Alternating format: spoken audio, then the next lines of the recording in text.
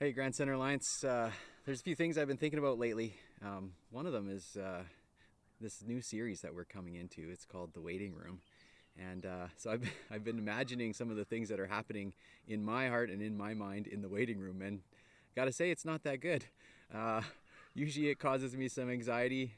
If the doctor's behind, you're like, what? What about, I got this, I got that.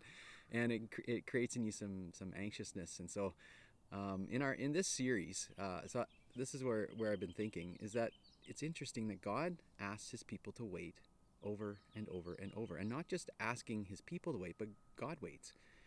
And so I'm thinking just of a few situations here. We have the people of Israel coming out of Egypt. God says, "I want you to wait," and so they have to wait.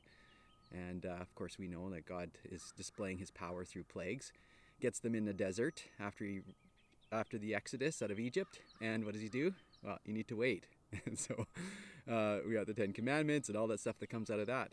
Fast forward to kings like David, and David's asking God, when should I go and fight the Philistines?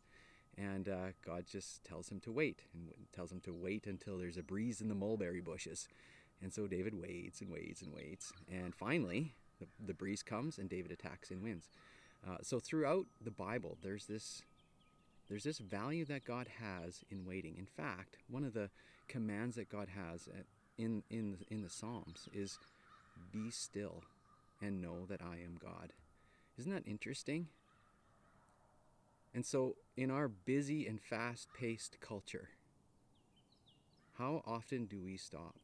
How often do we miss what we could be learning or discovering in the waiting because we're just anxious and we just want to get from point A to point B? How has our culture shaped us in this way?